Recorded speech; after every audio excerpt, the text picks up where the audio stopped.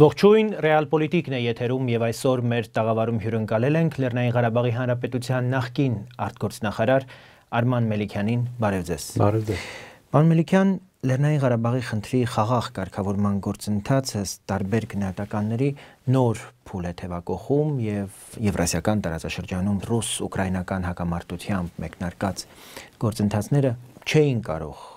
եթե ոչ ուղղակի, ապա անուղղակի անդրադարձ չունենալ Հարավային Կովկասի, մասնավորապես Լեռնային Ղարաբաղի խնդրի կարգավորման գործընթացի վրա, արդեն սկսում է առարկայանալ։ 2 օր առաջ Մինսկի խմբի համանախագահները հանդես եկան հայտարարությամբ Կրակովում Ադրբեջանի արտգործնախարար Էլմար Մամեդյարովի հետ հանդիպումից հետո, որտեղ կարծես առաջին անգամ պարիտետը չպահպանեցին հակամարտության կողմերին Հայաստանին եւ Ադրբեջանին նույն համահավասար այսպես հարթության վրա չդրեցին եւ Ադրբեջանին ուղղակի կոչ արեցին կատարել իր պարտավորությունները հակամարտության խաղաղ լուծման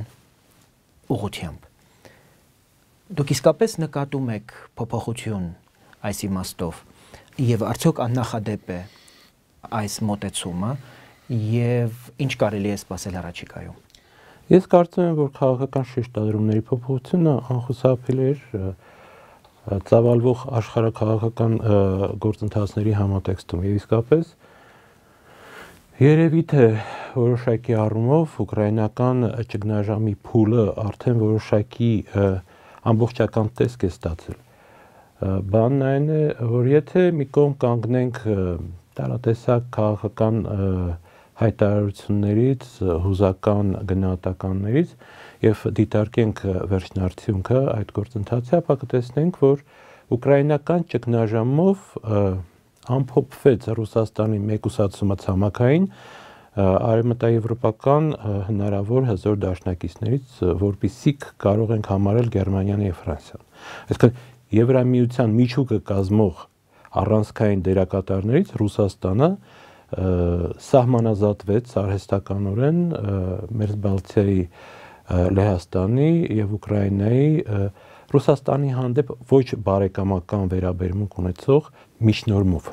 պետությունների միջնորմով։ Եթե տրամաբանությունը գործի, այդ գործընթացը կարող է շարունակություն ունենալ նաեւ Հարավային Կովկասում, մեծ հաշվով ուկրաինական ճգնաժամի արդյունքում Ռուսաստանը իր վերահսկողության տակ գտնվող որոշակի տարածքներ ունեցավ, ես նկատի ունեմ քաղաքական վերահսկողությունը արևելյան Ուկրաինայում, Ղրիմը ըստ էության միակցվեց Ռուսաստանի տարածքին եւ սա այն ձեռքբերումներն են առարկայական կամ ճակերտավոր, որ այդ սահմանազատման գործընթացի արդյունքում Ռուսաստանը ունեցավ։ Ես չեմ բացառում, որ սա իր շարունակությունը կարող է ունենալ նաև Հարավային Կովկասում։ Թե Ռուսաստանը ինչ կցանկանա իրեն պահել կամ ինչի հնարավորություն կունենա, դա ժամանակը ցույց կտա։ Մենք ամեն դեպքում շատ լուրջ ընդգրկուն աշխարհաքաղաքական գործընթացի համատեքստում մեր անելիքը պետք է որոշենք եւ ճիշտ կողմնորոշվենք արագ փոփոխվող իրավիճակում, որտեղ մեր գալով հայտարարությանը, պարոն Մելիքյան։ Գալով հայտարարությանը մենք պետք է հետևենք նաեւ նրան, թե ինչ են անում Հայաստանի պաշտոնատար անձինք։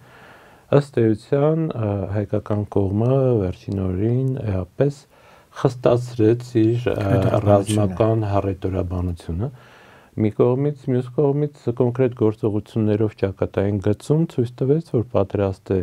հակահարվածի, հատկապես ռազմական բնույթ ունեցող գործողությունների։ Սա շատ էական է։ Ես ճիշտն ասած մշտապես հանդես եմ եկել քաղաքական մոտեցումները փոխելու կոչով եւ համարում եմ, որ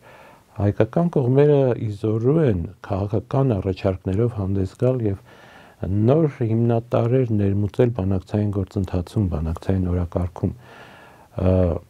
Նաեւ համարել եմ միշտ, որ ճակատային գծում Ադրբեջանի նախարարցակ պահվածքը եւ ագրեսիվ գործողությունները պայմանավորված էին հատկապես հայկական կողմերի բանակցային սեղանի շուրջ ունեցած թույլ դիրքերով, որոնք անհրաժեշտություն ունեին ամրապնդվելու Այս նոր իրավիճակում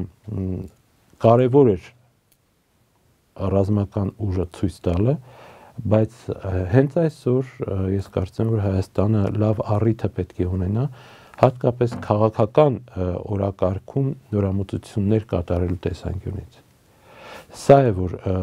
ես կարծեմ, որ գործող իշխանությունները թե Հայաստանում, թե Արցախում պետք է ժամ առաջ փորձեն անել, բայց դրա համար իհարկե նախապատրաստական վերլուծական լուրջ աշխատանք պետք է անի հենց կառավարող համակարգը, որտեղ փորձագիտական մակարդակում մոտեցումներ մշակված կան եւ այդպիսի մոտեցումներ ունեն նաեւ ես, բայց այդ մոտեցումները պետք է պահանջված դառնան։ Տեսնենք ինչ կլինի։ Եվ նորից գալով հայտարարությանը մոտակա հետևանքների մասին խոսելը դեռ շուտ է։ Շատ բան կախված կլինի թերևս նրանից, թե Ուկրաինայում Ռուսաստանը ինչ կեցված կորցեգրի։ Ամեն դեպքում Ադրբեջանի եւ Արցախի, Ադրբեջանի եւ Հայաստանի սահմանագլխին կարծեմ, որ միջադեպերը դեռևս կպահպանվեն։ Գուցե որոշակի դադար լինի մինչև համանախագահների տարածաշրջան գալը, բայց իրավիճակը պարփված չէ։ Ես կարծում եմ, որ Ռուսաստանը բավական կեղծ վիճակում է փորձելով իր հարաբերությունները բարելավել եւ դրանց ռազմավարական բնույթ հաղորդել Թուրքիայի եւ Ադրբեջանի մասով։ Ես չեմ բացառում նաեւ, որ Ռուսաստանը կփորձի հայ-թուրքական մերձեցման կամ հաշտեցման որոշակի ծրագիր իրականացնել արդեն իր հովանու ներքո եւ ցույց տալ թե հայաստանցիներից թե թուրքերին եւ ադրբեջանցիներին, որ այդ մերձեցումը հնարավոր է, եթե խելամիտ մոտեցում դրսևորվի Անկարայում, Երևանում եւ Բաքվում։ Ես կարծում եմ, որ Ռուսաստանը փաստարկներ ունի նաեւ Թուրքիային համոզելու, որ գուցե Միացյալ Նահանգները լծակներ ունեն նաև հակաթուրքական քայլեր ձեռնարկելու համար։ Ընդ որում այնպիսի քայլեր, որոնց դեմ Թուրքիան այսօր հակախաղ չի ունենա։ Իդեպ Վիլսոնի իրավարար վճռի խնդիրը կարող է նոր մեկնաբանությամբ շրջանառության մեջ դրվել հենց ռուսների կողմից որպես Թուրքիային սպառնացող լուրջ վտանգ։ Որովհետև եթե Միացյալ Նահանգները ցանկանան այդ իրավարար վճիռը գործի գցել, Թուրքիան իսկապես հակափաստարկներ չի ունենա դրա դեմ, առնվազն իրավական եւ քաղաքական մակարդակում, եւ գուցե այս պարագայում ունենա Ռուսաստանի աջակցության կարիքը։ Բայց սրանք առայժմ սահմանային վիճակում գտնվող գործընթացներ են, որոնց էլի կրկնվեմ, մենք Հայաստանում պետք է ուշադիր հետևենք, ցավոք սրտի սեփական քաղաքականությունը ակտիվացնելու լուրջ անհրաժեշտություն ունի Հայաստանը, բայց ես վստահ չեմ, որ այսօր այդ ռեսուրսը մենք այստեղ ունենք, թե կազմակերպչական առումով, թե ինստիտուցիոնալ առումով եւ թե փորձագիտական առումով։ Գալով Ղարաբաղյան խնդրի խաղաղ կարգավորման գործընթացին մենք գիտենք, որ ուկրաինական հակամարտության շուրջ Ռուսաստանն ու Արևմուտքը, Բրյուսելը, Վաշինգտոնը եւ Մոսկվան ունեն տարաձայնություններ։ Հնարավոր է այնպիսի համաձայնություն Ղարաբաղի շուրջ, որտեղ հնարավոր լինի իսկապես հանգել այնպիսի պայմանավորվածությունների, որոնք կարող են տևական խաղաղություն ապահովել տարածաշրջանում։ Ես կարծում եմ, որ նման բանաձև գոյություն ունի, այսինքն ես այդպիսի մի բանաձև տեսնում եմ։ Բայց գալով կրկին այսօր Ռուսաստանին մեկուսացնելուն ուղղված արևմտյան ջանքերին ես քիչ հավանական եմ համարում նման բանաձևի կիրառումը ամենայն դեպս առաջիկա կես տարվա ընթացքում իրավիճակը ցույց կտա արդյոք դա հնարավոր կլինի անել ավելի ուշ, բայց դա նաև կնշանակի, որ տարածաշրջանը որպես այդպիսին բացառության Վրաստանի կհայտնվի Ռուսաստանի կամ Արևմուտքի բացարձակ ազդեցության գոտում։ Հաշվի առնելով, որ Ռուսաստանի դիրքերը բավական թույլ են այսօր միջազգային գետնի վրա եւ Միացյալ Ազգերի կազմակերպությունում եւ նաեւ օրերս Եվրախորհրդի խորհրդարանական վեհաժողովում Ռուսաստանը զրկվեց իր իրավունքից, ԵԱՀԿ-ում լրջագույն խնդիրներ կան։ Կարող ենք արդեն խոսել այն մասին, որ Արևմուտքը բավական կարող է ուժեղանալ Հարավային Կովկասում եւ մասնավորապես հենց Ղարաբաղյան խնդրի կարգավորման գործընթացում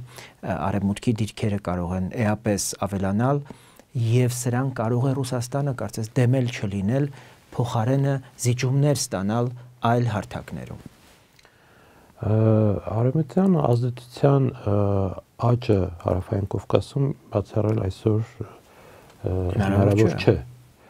Այլ խնդիր է, որ Ռուսաստանի հետ կապված գործընթացները միտված չեն բացառապես Ռուսաստանին ոչնչացնելու, այդ նպատակը չեն հետապնդում եւ ես դրանք ավելի շուտ գնահատում եմ Ռուսաստանի ներուժը այլ ուղղության վրա վերաբաշխելու այս նպատակին։ Որն է։ Այդ ուղղությունը թերևս կլինի կենտրոնական ասիան եւ չինական ուղղությունը։ Բայց մեծ հաշվով դրան է գնում Ռուսաստանը վերջին առնվազն 1.5-2 տարիների ընթացքում։ Ուկրաինական ճգնաժամը պարզապես խթանեց, որպեսզի Ռուսաստանը արևելքում գործընկերներ փնտրի, բայց արդյոք կգտնվեն այդ գործընկերները երկարաժամկետ կտրվածքով, դա մեծ հարց է։ Ես ավելի շուտ գտնում եմ, որ Ռուսաստանին լուրջ բարդություններ են սպասում կենտրոնական Ասիայում եւ խնդիրներ կան, որ Արևմուտքը կփորձի լուծել այնտեղ հենց Ռուսաստանի ուժով, այսինքն Ռուսաստանը պետք է թույլ լինի, բայց ոչ անուժ։ Եվ կարծում եմ սա է հիմնական արևմտյան ռազմավարությունը Ռուսաստանի հանդեպ, այսինքն Ռուսաստանի կործանումը չի ակնկալվում առնվազն Միացյալ Նահանգների եւ Մեծ Բրիտանիայի կողմից, թե որ չափով կթույլաtsվի Ռուսաստանը, որքան ուժ կթողնեն իրեն, որպեսզի լուծի արևմուտքին անհրաժեշտ խնդիրները նշված տարածաշրջաններում, ժամանակի հարց։ Եթե հաշվի առնենք, որ Ջեյմս Ուորլիքի հայտնի ելույթից հետո, երբ մադրիդյան սկզբունքները կարծես կրկին հնչեցվեցին նոր շեշտադրումներով, դրանով կարծես Արևմուտքը հստակ իր պատկերացումները կողմերին ներկայացրեց եւ զարկ տրվեց խաղաղ-կարգավորման գործընթացի մի նոր շրջան, մի նոր փուլ։ Մենք դժգոհություններ տեսանք եւ հայկական կողմից եւ ադրբեջանական կողմից այդ առաջարկների վերաբերյալ, թեև դրանք նոր չէին ըստ էության։ Ադրբեջանում դրանից հետո սկսվեցին բավական լուրջ ռեպրեսիվ գործընթացներ։ Քաղաքացիական հանրույթի, մարդու իրավունքների պաշտպանության լրագրողների նկատմամբ Արևմուտքն էլ ի պատասխան բավական կոշտ եւ այսօր էլ շարունակում է պատասխանել այդ գործողություններին, այդ ռեպրեսիվ քայլերին եւ փոխարենը մենք այսօր ունենք մի իրավիճակ, երբ խնդրի կարգավորման բուն գործընթացում հետաքրական իրողություններ են։ Հայաստանը, որը հունվարի 2-ից Եվրասիական տնտեսական միության անդամ է, նրա շահերը շատ ավելի համընկնում են Արևմուտքի գործողություններին, ցանկություններին եւ Ադրբեջանը, որը անընդհատ հարվածների տակ է Արևմուտքի կողմից, ավելի հակվում է դեպի Ռուսաստան։ Վկան թերևս հենց այս օրերին Եվրախորհրդի խորհրդարանական վեհաժողովում Ռուսաստանի պատվիրակության ձայնի իրավունքից զրկելու վերաբերյալ Բաքվի կամ Ադրբեջանի պատվիրակների քվեարկություններ։ Նրանք փաստորեն դեմ էին, որպեսզի Ռուսաստանի պատվիրակները զրկվեն ձայնի իրավունքից։ Դուք ինչ զգացողություններ ունեք այս իմաստով։ Ես ամեն դեպքում գտնում եմ, որ Ադրբեջանը պատրաստ է առևտրի նստել Մոսկվայի հետ, բայց ամբողջը ստանալու պայմանով։ Առհասարակ մենք պետք է Իսկ Ռուսաստանը կարող է ամբողջը տալ։ Հիմա սա իհարկե խնդիր է, որը կապված է նաև Հայաստանի, Արցախի իշխանությունների պահվածքից։ Ամեն դեպքում Ռուսաստանը Հայաստանին կարող է մեծ տհաճություններ պատճառել եւ Հայաստանը պետք է դա հստակ գիտակցի, եւ իր գործողությունների մեջ ելնի հենց այդ համագամենքից։ Հայաստանը Ռուսաստանի ռազմավարական դաշնակիցն է եւ բայց մենք մեր պարտականությունները շարունակում ենք եւ իրեն հենց այդպես էլ դիտարկում է։ Այլ խնդիր է, որ Ռուսաստանի շահերը կենսական պահանջ են ներկայացնում վերականգնելու ռազմավարական եւ ռազմական ներկայությունը Ադրբեջանի տարածքում։ Սա բխում է Ռուսաստանի իշխող վերնախավի աշխարհայացքային մոտեցումներից, քաղաքական տրամաբանությունից։ Նրանք իրենց ապահով կզգանային ժամանակ, երբ Հարավային Կովկասում, եթե ընդունենք, որ Վրաստանը արդեն Ռուսաստանի համար որոշակիորեն կորսված է առաջիկա 11-ի կտրվածքով առնվազն, գոնե հարավային իր սահմանները ապահով զգա, ունենալով ռազմական ներկայություն Ադրբեջանում եւ այս տեսանկյունից Հայաստանում ունեցած ռազմակայանը որոշակի դեր կարող է ունենալ հենց Ադրբեջան տեղափոխվելու առումով։ Ընդհանրապես Մադրիդյան սկզբունքների շուրջ համանախագահների փոխհամաձայնությունը ես կարծում եմ հիմնված էր մի սկզբունքի վրա։ Որն է։ Այդ սկզբունքը տարածքների փոխանակումներ կարգավիճակի հետ։ Բայց քանի որ որոշակի մրցակցություն կար նախագահների միջև, սկզբունքը փոխադարձ ընդունելի էր, բայց որոշակի չէր, թե նրանցից ում առաջնորդությամբ այդ փոխանակումը տեղի կունենա եւ կոնկրետ ինչ ձևաչափով։ Ռուսաստանը իր տեսլականը ուներ եւ իր շահերը, Արևմուտքը իրենց տեսլականը մի բան էր ակնհայտ, որ Մադրիդյան սկզբունքների մեջ այնպիսի հակասություններ կային ներդրված, որոնք կողմերը կամովին հաղթահարել, ես կարծում եմ, որ այո, ընդունակ չէին, դա նաև երաշխիքներ էր միմյանց հանդեպ, այո։ Եթե չասենք տարածաշրջանի մյուս դերակատարների անհամաձայնությունը նույն Մադրիդյան սկզբունքների վերաբերյալ, խոսքը Թուրքիայի եւ Իրանի մասին է, որոնք էապես մերժում էին այդպիսի հերանեկարը, խնդրի կարգավորման, որը ավելի էր դժվարացնում միջնորդների աշխատանքը, այսինքն այն հերանեկարը, որ կամ առնվազն ժամանակ շահելու հնարավորություն էր տալիս եւ ուշադրությունը այլ կետերի վրա կենտրոնացնելու հնարավորություն էր ընձեռում նրանց։ Հիմա կարծես թե հերթը հասնում է Հարավային Կովկասին եւ Կենտրոնական Ասիային, որտեղ իրադարձությունները ավելի արագ կզարգանան, ես դեռ վստահաբար չեմ կարող կանխատեսել, դա հնարավոր է հավասարապես եւ այստեղ եւ Կենտրոնական Ասիայում, բայց բոլոր դեպքերում հայկական կողմերը ռազմական իրենց ներուժին ապավինելով հանդերձ պետք է շատ լուրջ գործողություններ կատարեն քաղաքական եւ դիվանագիտական դաշտում նոր մոտեցումներ մշակելու եւ ներկայացնելու ուղղությամբ այդ հնարավորությունը կա։ Եվ իմ վերջին հարցը, երբ դուք ասում եք քաղաքական մոտեցումներ, նկատի ունեք նաեւ քաղաքական ամբողջ պալիտրան, իշխանական եւ ոչ իշխանական։ Մենք ըստ էության այդ իմաստով բավական լուրջ խնդիր ունենք։ Մենք բավական ոչ իշխանական, այո, դաշտում, ընդդիմադիր դաշտում մենք միշտ ունեցել ենք այլընտրանքային Ղարաբաղյան խնդրի կարգավորման վերաբերյալ էապես իշխանության առաջարկից տարբերվող լուծումներ։ Այսօր չունենք այդպիսին ընդհանրապես։ Ես ուզում եմ ընդգծել, որ այդ այլընտրանքը տրամագծորեն հակառակ մոտեցումն էր։ Այսինքն, եթե Տեր-Պետրոսյանի օրոք խոսում էր այն մասին, որ ազատագրված տարածքները կարելի է վերադարձնել, իսկ կարգավիճակի խնդիրը թողնել տասնամյակներ անց, երբ խնդիրը իր սրությունը կկորցնի։ Դրա հակառակ տարբերակը այն էր, որ ոչ տարածքներ ենք զիջելու,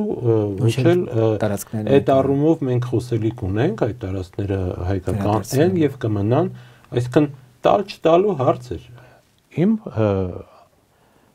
կողմից տեսլականը համենայնդեպս այնպեսին է, որ մենք այս երկու լուծումներին էլ այլընտրանք տալու հնարավորություն ունենք։ Պարզապես ես այս պահը հարմար չեմ գտնում դրա մասին մանրամասնել, առհասարակ դա բաց խոսակցության խնդիր չէ այսօր, դա ներքին քննարկման հարց է եւ ես գտնում եմ, որ մենք տալ չտալուց բացի եւս այլ ուղի ունենք, որը քննարկման, մշակման եւ ինչը հավելյալ մանևրի հնարավորություններ կտա իշխանություններին բանակցությունների, դիսկուրսների ժամանակ միջազգային հանրության հետ ուրեմն հղում անել այդ տրամադրություններին եւ ավելի ճկուն գտնվել։ Այո, դա այդպես է։ Եվ դա լրացիչ հնարավորություններ է պարունակում ինչպես իշխանությունների համար, այնպես էլ ընդդիմության համար եւ ներազգային ներպետական կոնսենսուս ձեռք բերելու առումով ոչ թե ներքին կյանքը կարգավորելու տեսանկյունից, այլ արտաքին աշխարհի հետ շփվելու եւ մեր համար կենսական խնդիրները տեղ հասցնելու տեսանկյունից։ Դե իմաստով ինքը իշխանությունը պետք է հավանաբար նախաձեռնի, որպեսզի այդպիսի դիսկուրսներ հասարակական հանրային, որպեսզի դրանք շատ